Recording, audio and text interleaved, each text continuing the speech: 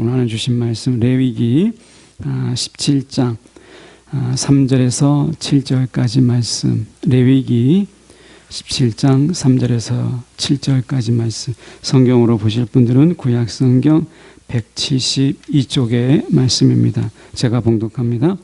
이스라엘 집의 모든 사람이 소나 어린 양이나 염소를 진영 안에서 잡든지 진영 밖에서 잡든지 먼저 회막문으로 끌고 가서 여호와의 성막 앞에서 여호와께 예물로 드리지 아니하는 자는 피 흘린 자로 여길 것이라. 그가 피를 흘렸은즉 자기 백성 중에서 끊어지리라.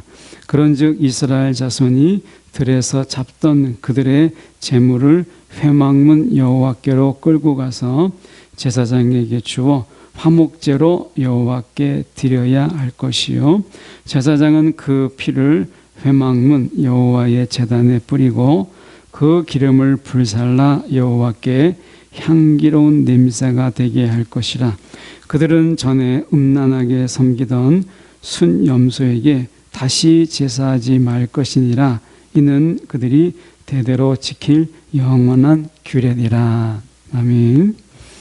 오늘 이 말씀 가지고 차단을 통해 흐르게 하라, 차단을 통해 흐르게 하라 라는 제목으로 함께 말씀을 나누도록 하겠습니다. 사람은 우리가 살아가는 동안에 어딘가 마음을 두어야 살 수 있는 그런 자들입니다. 마치 이 풍랑 가운데 배가 막 이렇게 파도 속에서 휩쓸릴 때 그 배가 파손되고 그리고 배가 가라앉고 하는 것처럼, 이 배라고 하는 것은 태풍이 불 때 우리가 항구에 정박하고 세워놓는 것을 우리가 보게 됩니다. 우리가 세상을 살아가는데 이 마음을 정박할 곳이 없다라고 하는 것, 마음을 둘 데가 없다라고 하는 것만큼 우리가 어려운 게 없습니다. 여러분 한 주 동안 살면서 여러분의 마음을 여러분 어디에 두셨습니까? 또 누구에게 두셨습니까? 이 동네에 이렇게 있다 보면 이 연세 많으신 분이 자식도 없고 아마 가족이 없는 것 같아요. 그래서 마음 둘 데가 없으니까 아주 작은 강아지 하나를 끌고 다니면서 강아지에게 이 자신의 삶의 이야기를 이렇게 터놓고, 그리고 하소연도 이야기하고 막 넋두리도 널어놓고 하는 것을 막 들으려고 듣는 게 아니고, 이렇게 교회에 있다가 보면 그런 분들을 가끔 지나가는 분들을 뵙게 돼요. 그분들이 처음부터 그렇게 강아지하고 인생을 이야기하려고 그렇게 사신 것은 아니겠죠. 근데 어딘가 마음을 둘 데가 없으니까 마음을 두고자 그렇게 이제 반려동물을 가지고 같이 생활하면서 사는 것이죠. 사람은 어딘가에는 꼭 마음을 두고 살아야 될 곳이 필요한 것이에요. 그래서 어떻게 보면 우리가 광고라는 것도 그렇지 않습니까? 끊임없이 우리의 마음을 훔치고 우리의 마음을 빼앗고 하는 것이 광고예요. 마음 둘 데 없는 사람들에게 광고를 딱 통해서 들어오게 되면 마음이 확 쏠리기도 하고 마음을 빼앗기기도 하는 것이죠. 우리가 7절에 보면 그들은 전에 음란하게 섬기던, 여기서 음란하다라는 이 음란하게라는 말은 여호와 하나님이 아닌 다른 존재에게 마음을 빼앗기는 것입니다. 이것이 음란하다라고 하는 거예요. 그래서 구약의 성경에 보면 우리가 우상을 섬기는 것을 음란한, 영적으로 음란하다 이렇게 말씀하잖아요. 그러니까 우상 숭배는 하나님께 마음을 온전히 드려야 되는데, 하나님께 마음을 두어야 되는데 그 마음을 다른 데 빼앗기고 다른 데 두는 것을 음란하다라고 말하는 거예요. 그러니까 이렇게 기준으로 볼 때 여러분, 우리가 한 주 동안 온전히 하나님께 우리가 마음을 기울여서 살지 않고 사람에게, 돈에게, 물질에게, 또는 우리가 하는 일에 마음을 우리가 빼앗기고 살아가는 것은 다 음란하다 이렇게 볼 수 있어요. 그래서 우리가 예수님께서 말씀하시길, 우리가 먹고 마시는 중에도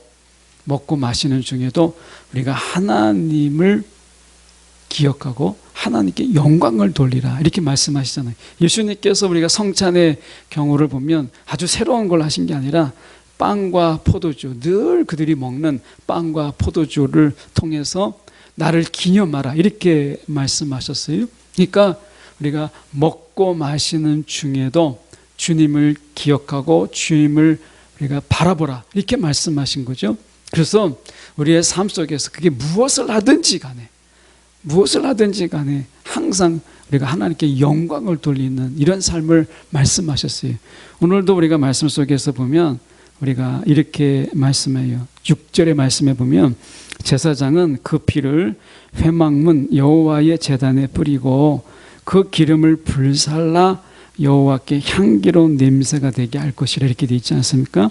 여기서 이 제사는 우리가 화목제를 특히 이야기하는데 말씀해 보세요. 향기로운 냄새가 되게 할 것이라. 그러니까 하나님을 예외시키지 않고 이 화목제는 제사장뿐만 아니라 레위인들뿐만 아니라 이웃들, 가족들, 일가 친척을 다 부르는 그런 자리에 제사장도 부르는 그 자리 가운데 하나님이 함께 하시는 그런 제사가 되게 하라. 이렇게 얘기하잖아요. 그게 하나님의 참여케 하는 게 뭐냐면 여호와께 향기로운 냄새가 되게 할 것이라. 여러분 우리의 식탁의 가운데 하나님을 초대하고 하나님과 함께하는 거예요. 예수님이 우리 가운데 이 삭개오가 예수님을 만났을 때 예수님을 초청해서 식사하는 것을 보게 됩니다. 하나님도 우리의 삶의 자리 가운데 늘 그분을 초대하고 그분을 구하라 라고 말씀하는 거죠. 여러분 우리 가운데 일이 우리 가운데 음란함이 되지 않기 위해서 우리가 돈 버는 일고 돈 버는 어떤 그 생업이 우리 가운데 음란함이 되지 않기 위해서는 그 생업의 자리에 하나님을 초청하고 그리고 그 생업의 자리에 주님을 초청하는 것이야말로 우리가 생업으로 인해서 우리가 음란해지지 않기 위한 그것이 하나의 한 방법이라는 것이죠. 그래서 여러분 우리가 식사의 자리에도 주님을 초대하는데 하물며 우리가 삶의 자리 속에서 왜 주님을 초청하지 않겠어요? 그분이 왜 오시지 않으시겠어요? 그래서 오늘 우리가 음란이라고 하는 것은 늘 우리 가운데 늘 가까이 있어요. 하나님 외에 다른 데 마음을 빼앗기는 모든 것이 다 음란한 것이에요. 그래서 하나님은요 우리 가운데 질투하신 하나님이세요. 온전히 우리의 마음을 다 하나님께 두기를 원하시잖아요. 그러기 위해서는 늘 우리가 하나님을 우리의 삶의 자리 가운데 끊임없이 초청하고 초대하는 것이 필요합니다. 오늘 본문의 배경 속에서 보면 이제 제물을 드릴 때 레위기를 우리가 읽어보셔서 아시겠지만 제물을 드릴 때 이 제물을 도살하는 이 도살하는 자가 누구냐면 제사장이 아닙니다.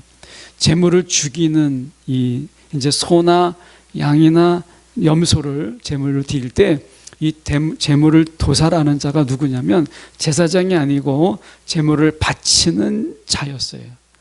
근데 성막이 있기 전에는 그러면 그들이 어떻게 했을까 생각해 볼 때 성막이 있기 전에 성막을 짓기 전에는 광야 가운데 그들이 있을 때 어떻게 했냐면 그들이 임의의 장소에서 진영 밖이든지 진영 안에서든지 자기가 개인적으로 좋은 장소에서 제물을 잡아서 하나님께 드렸어요. 그러니까 어쩌면 사적인 예배가 가능했다 이렇게 학자들은 이야기합니다.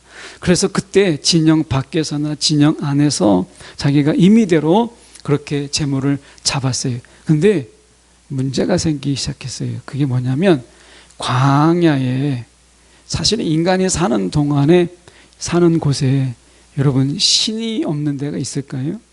그러니까 귀신들이 존재하죠.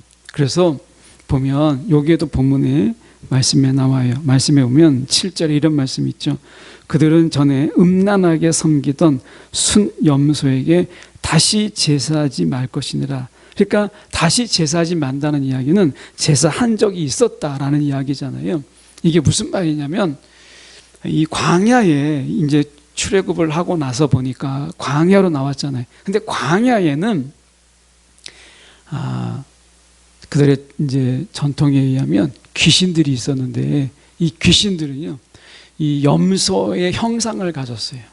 좀 우습죠, 우리가 생각할 때는. 근데 이들에게 있어서는 이게 굉장히 중요한 문제였어요. 그래서 염소의 형상을 가진 귀신들이 광야 속에 있었다, 이렇게 그들은 소문이든 아니면 그들의 믿음이든 이런 게 있었어요. 그래서 광야를 지배하는 염소의 귀신, 염소의 형상을 가진 귀신들이 있다라고 그들은 생각했어요. 그래서 생각해 보세요. 제사를 이제 하나님께 드리려고 염소를 잡았는데 보니까 염소의 형상을 가진 귀신들이 있다고 하니까 하나님께 바치기 전에 염소에게 먼저 제사를 드리고 그 제물을 하나님께 드리는 거예요.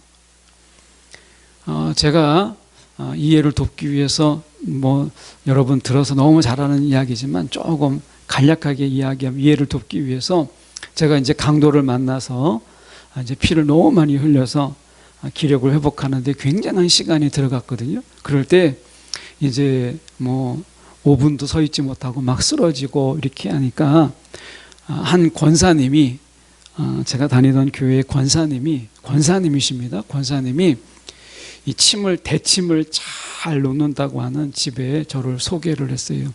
그리고 제 순서가 되기 전에 너무나 긴장이 돼서 화장실을 가려고 하는데 마침 제 앞에 있는 사람이 1,000원을 딱 냈어요. 1,000원을 내면 이 침을 놓는 사람이 한의사도 아니에요. 그냥 침술사예요. 지금으로 이야기하면 침을 놓는 사람인데 이 사람이 뒷방으로 건너갑니다. 근데 뒷방으로 건너가는 것을 화장실 가다가 우연하게 봤는데 개인 신상이 있더라고요. 개인 신상에다가 자기가 절을 하면 이 사람이 어디가 아픈지, 어디다 침을 놓으라는지 신의 계시가 있다는 거예요. 그러니까 그 사람은 그렇게 믿었고 그런 소문이 있었어요. 그래서 직접 물어본 건 아닙니다. 그런데 그렇게 1,000원을 받으면 개인 신상에게 절을 했어요. 그리고 와서 묻지 않고, 환자에게 어디가 아프냐 묻지 않습니다. 신상에 갔다 오면 대침을 배꼽에다 푹 찌르든지 아니면 어디다 찌르든지 해서 그 대침이 거의 반 이상이 들어갈 때로 푹 찔러요. 피가 날 것 같은데 피가 나지 않는 게 너무 신기했어요. 근데 제 순서가 오기 직전에 화장실을 갔는데 내가 저 침을 맞아야 되나, 우상에게 절하고 우상의 계시를 받는 저 침을 맞아서 내가 회복된다 한들 하나님이 피로 값주고 사신 내 몸이 더럽혀지는 건 아닐까.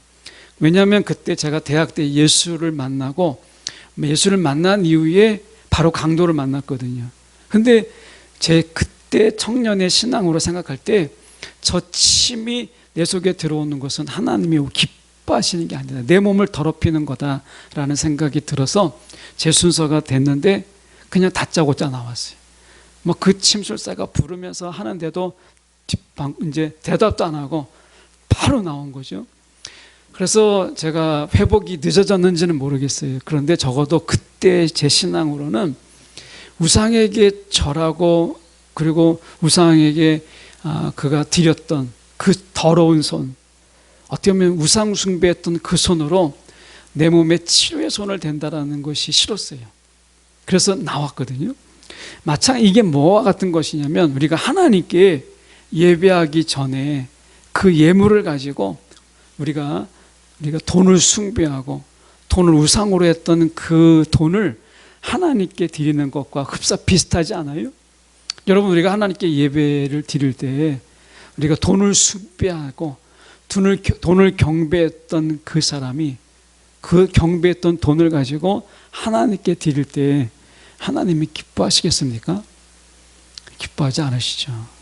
그러니까 염소에게 절하던 그 염소를 하나님 앞에 제물로 가지고 왔을 때 하나님이 과연 기뻐하시겠나.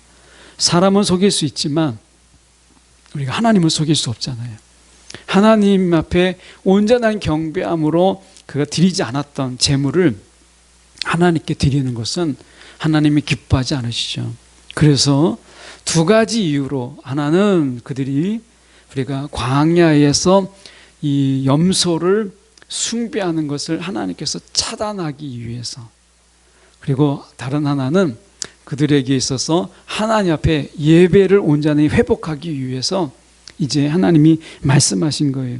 3절과 4절에서 바로 그 내용인데, 우리가 소나 어린 양이나 염소를 잡을 때는 진영 밖에서나 진영 안에서나 아무 데서나 잡지 말고 꼭 회막 앞에 제사장들이 바라보는 가운데 제사장이 지도하는 가운데 우리가 이 제물을 잡을 것이라 이렇게 말씀하고 있는 것입니다. 여기서 잡는다, 잡든지 3절에 진영 안에서 잡든지라는 이 말은 제의적인 의미도 있고 일반적인 음식을 우리가 위해서 고기를 잡을 때 가축을 잡을 때도 같은 표현으로 사용되긴 했어요. 그런데 학자들에 의하면 이 여기서 잡든지라는 말에는 제의적인 의미가 더 강하다 이렇게 보았기 때문에 지금 이 부분은 우리가 고기를 먹기 위해서 가축을 죽인 것이 아니라 이거 도살한 것이 아니라 이것은 우리가 제사를 드리기 위해서 잡는 경우를 이야기하는 거예요. 그러니까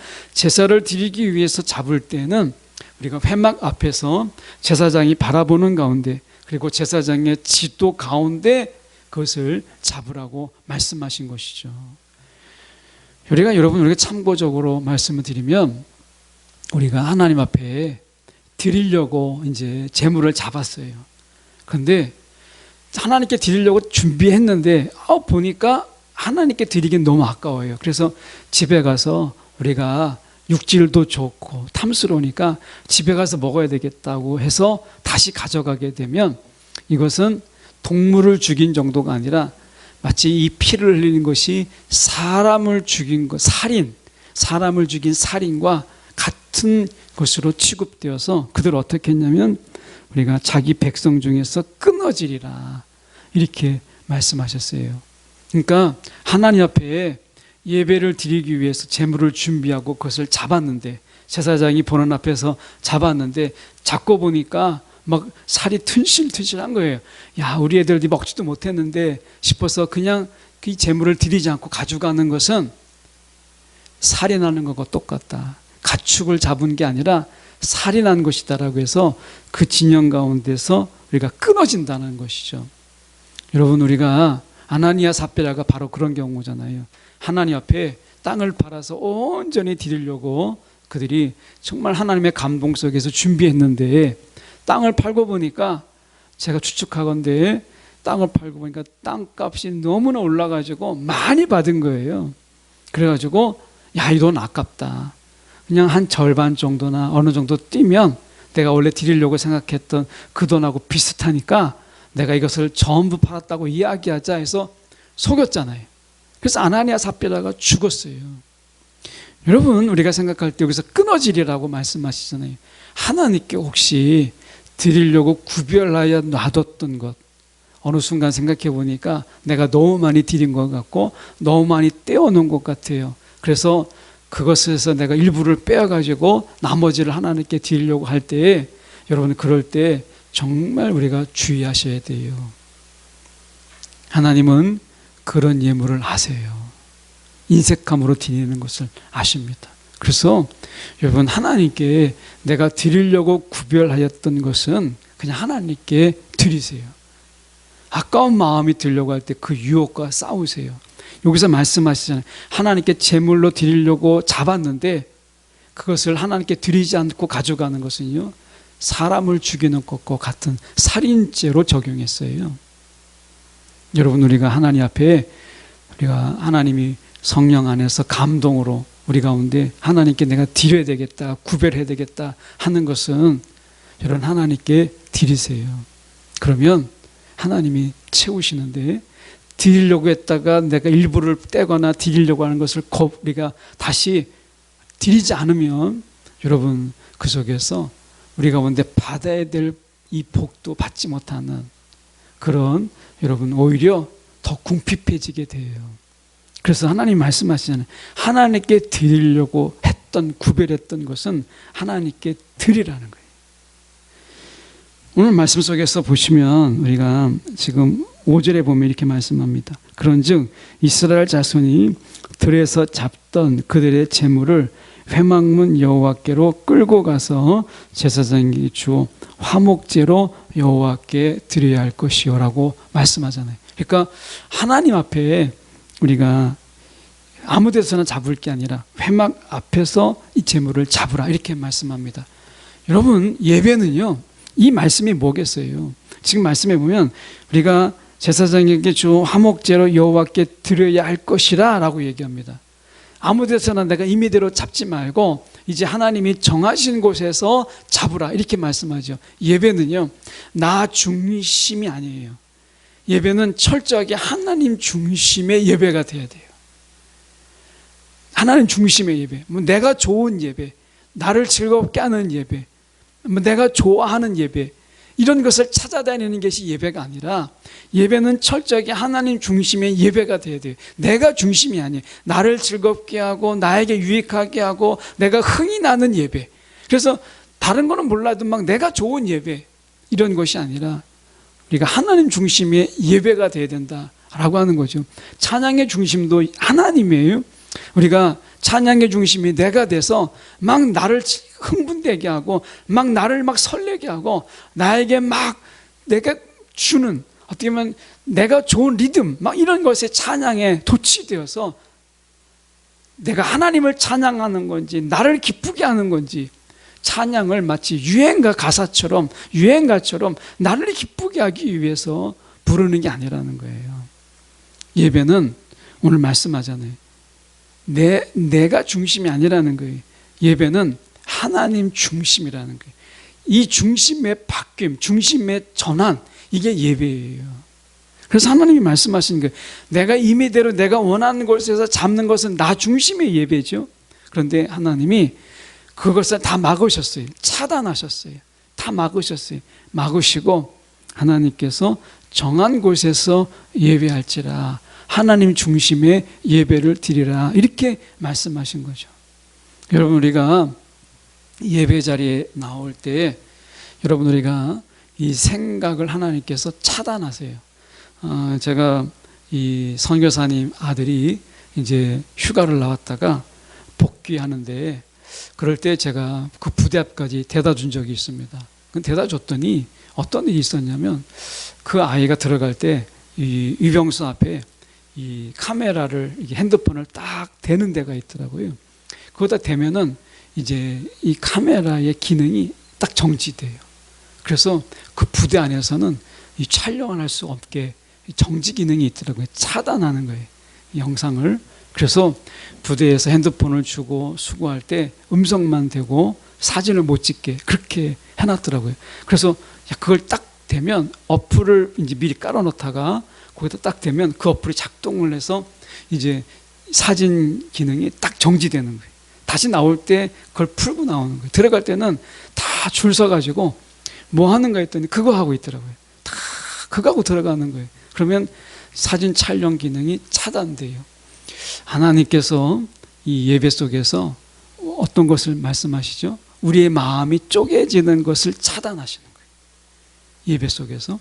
그래서 세상에 살다 보면 우리가 걱정, 근심, 초조, 불안 얼마나 많이 있어요.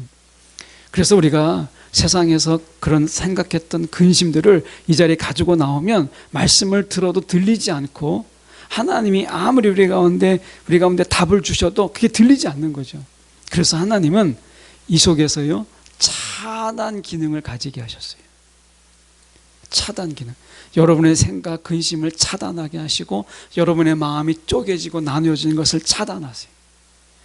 경주하는 말, 우리가 특히 이 로마의 시대 때 전쟁하는 영화 장면들을 보면 말에게 눈 가리개를 하는 걸 보게 돼요. 이 눈을 차단하잖아요. 그래서 앞만 볼 수 있도록, 옆에 보지 않도록. 왜냐하면 말이 쓰러지고 막 다른 말들이 넘어지는 걸 보면 두려우니까 눈을 가리는 거예요. 직진만 할 수 있도록 그 눈을 가리고 전투에 나가는 것을 보게 돼요.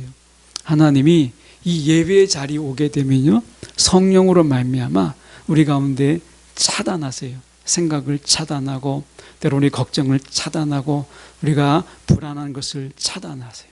그리고 하나님을 온전히 바라볼 수 있도록 성령이 그렇게 우리를 인도하시는 거예요. 그래서 여러분, 예배 자리에 올 때 우리는 앉아서 여러분 기도할 것 정말 많겠지만, 무엇보다도 성령 안에서 우리의 마음을 차단하시고 우리의 생각을 차단하시고 우리가 불안과 초조에 대한 부분들을 차단하셔서 온전히 하나님만 바라볼 수 있도록 이 시간 하나님께만 귀가 열리고 하나님께만 마음이 열리고 하나님께만 내 시선이 열릴 수 있도록 성령이여 차단해 주옵소서. 이런 기도가 필요한 거예요. 그리고 성령께서는 우리 가운데 그 기도 가운데 아주 강력하게 역사하세요. 그래서 우리 예배 중에 여러분 우리가 생각해 보세요. 여러분 아마 예배 중에 가만히 앉아 있다가도 불현듯 어느 생각이 탁 떠오르면 여기서 예배를 드리지만 그 생각에 꼬리를 막 물고 그 생각만 하다가 예배 돌아가는 분도 있을 거예요. 그런 시간도 있잖아요. 예배 드리다 보면 어떤 생각 때문에 막 그런 생각을 하다가 생각만 하다가 그리고 돌아가는 때가 있어요. 그래서 이것을 차단하는 것이 필요한 거예요. 오늘 예수님 하나님께서 지정된 장소에서 제물을 잡게 할 때에 우리가 이 염소의 숭배, 이 귀신들에 대한 두려움, 이것을 하나님께서 차단하시는 이 방법이 우리가 정한 곳에서 제물을 잡으라고 말씀하시는 것이죠. 여러분 오늘도 하나님께서 우리 가운데 이런 마음의 흩어짐을 하나님께서 차단해 달라고 기도하는 것이 필요한 거예요. 말씀해 보면 우리가 이렇게 말씀하거든요. 우리가 말씀 속에서 보면 이 시편 29편 2절의 말씀에 보면 이런 말씀이 있습니다. 시편 29편 2절에 보면 다윗의 시거든요. 제가 한번 봉독해 보면 이렇습니다. 여호와께서 그의 이름에 합당한 영광을 돌리며 거룩한 옷을 입고 여호와께 예배할지어다. 이렇게 되어 있습니다. 이 어떻게 보면 예배의 변질이라고 하는 것은 드림 그 자체보다 드림의 대상이 중요한데 이 다윗의 예배가 성공한 예배인데 다윗이 어떤 예배를 드렸냐? 예배의 기준이 시편 29편 2절에서 다윗이 예배를 드리는 그 기준, 어떤 마음의 이 자세를 한마디로 이야기하고 있어요. 여호와께 그의 이름에 합당한 영광을 돌리며 이렇게 되어 있어요. 그의 이름에 합당한 영광을 돌리는 것을 그는 예배의 기준으로 삼았어요. 여러분 우리가 알고 있는 하나님, 그분의 이름에 합당한 영광을 여러분 우리가 돌리고 있나요? 우리는 돌리고 있다고 한번 생각해 보시면 좋겠어요.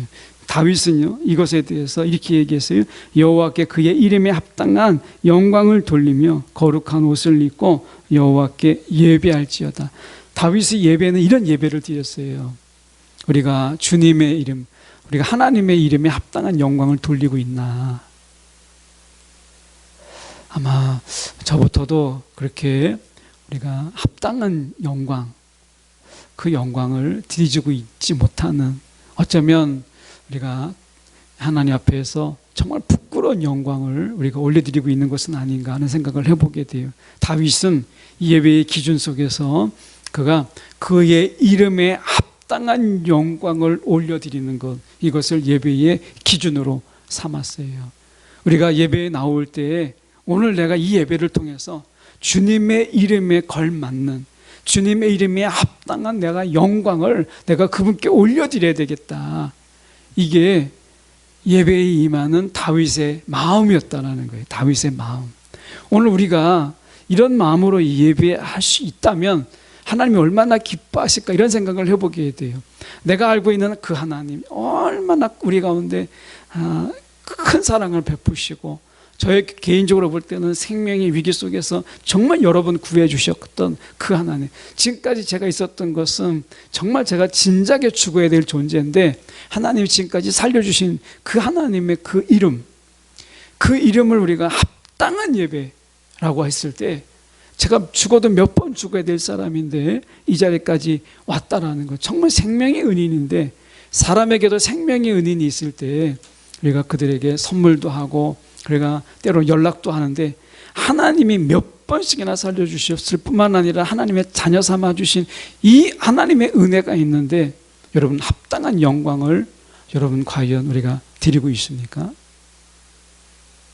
바로 이 부분이에요.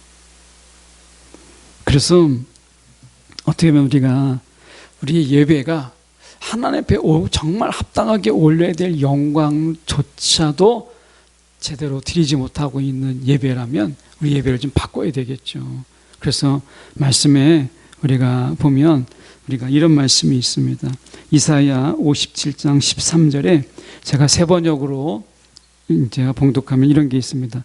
너희의 우상들에게 살려달라고 부르짖어 보아라. 우상들에게 살려달라고 부르짖어 보아라. 오히려 바람이 우상들을 날려버릴 것이며 입김이 그것들을 쓸어버릴 것이다. 그러나 나에게 피하여 오는 사람은 땅을 차지하게 하여 거기에서 살고 나의 거룩한 성전에서 나를 예배할 것이다 라고 이야기해요. 우상을 우리가 찾는 자의 마음으로는 여러분 하나님께 예배할 수 없다는 거예요. 다시 말씀드리면 우상을 구하는 그 마음, 이 마음으로는요 하나님 앞에 온전한 예배를 드릴 수 없어요. 이게 기복적인 신앙만 생각해 보세요. 내가 복을 구하는 우상 중에서 여러분 우상의 가장 기본적인 것은 복이잖아요. 기복적인 신앙. 그러니까 복을 구하는 것이 나쁜 게 아니라 복만 구하는 거잖아요. 복만. 이것은 기복신앙이잖아요. 그러니까 기복적인 신앙 속에서 하나님을 구하는 것은 합당한 예배가 될 수 없죠. 우상을 찾는 마음으로 하나님을 찾는다? 그러면 여러분 그건 합당한 예배가 아니잖아요. 내가 돈을 구하는 마음으로 하나님을 구하면 여러분 그건 합당한 예배가 아닌 거예요. 하나님은 말씀하시잖아요. 이사야 말씀을 통해서 뭐라고 말씀하세요? 나에게 온전히 피하는 사람, 온전히 하나님께 온전히 피하는 사람, 다른 모든 것을 다 끊어버리고 차단해버리고 온전히 하나님만을 찾는 자, 그 예배, 이것을 말씀하시잖아요. 그러니까 여러분 우리가 우상의 예배와 하나님을 만나는 예배와 다른 게 뭐냐면 기복적인 신앙은 복을 구하죠. 우상은 내가 결국에는 우상을 구하는 게 아니라 복을 구하는 거예요. 나의 성공을 구하는 거예요. 그런데 우리가 하나님을 찾는 것은 합당한 예배는 복을 구하는 게 아니라 하나님을 찾는 거죠. 내가 하나님을 구하는 거예요. 그 하나님을 찾았더니 하나님께서 내게 복을 주시는 것이지 내가 처음부터 복이 목적이 아니죠. 우리의 예배는 합당한 예배, 하나님 이름에 합당한 영광이잖아요. 그러니까 다윗은 이 말 속에서 온전히 하나님을 찾았다는 거예요. 하나님.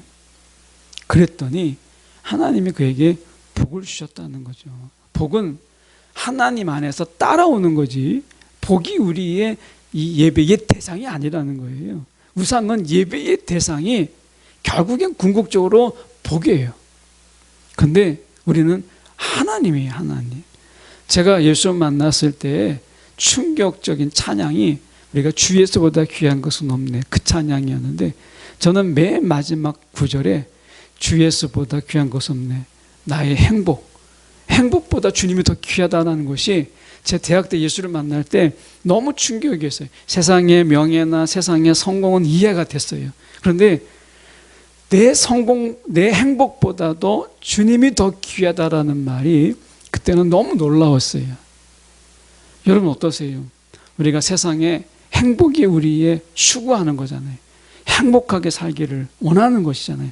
세상에 누구를 다 붙잡아도 우리는 다 행복하게 살기를 원해요. 그래서 우리가 사람들이 제일 많이 이야기하는 게 해피데이, 해피니스 이런 얘기 얼마나 많이 합니까? 그런데 하나님은 우리 가운데 행복보다 더 귀하다고 말씀하세요. 오늘 하나님의 이름에 합당한 영광을 구한다라고 하는 것은 여러분 하나님을 구하는 것 외에는 여러분 어떤 것이 하나님께 합당한 영광이 될 수 있겠어요? 여러분 하나님 앞에서 여러분 하나님이 아닌 다른 어떤 것을 구하더라도 그것은 하나님께 합당한 영광이 될 수가 없죠. 그분의 이름에 합당한 영광이 되는 것은 그분밖에 없잖아요. 그래서 다윗은 이 예배의 목적이 무엇이냐면 하나님이에요. 그냥 하나님만 구한 거예요. 왜? 그분의 이름에 합당한 영광은 하나님밖에 없기 때문에. 여러분 어떤 복이 하나님의 영광이 합당한 영광이 될 수 있어요?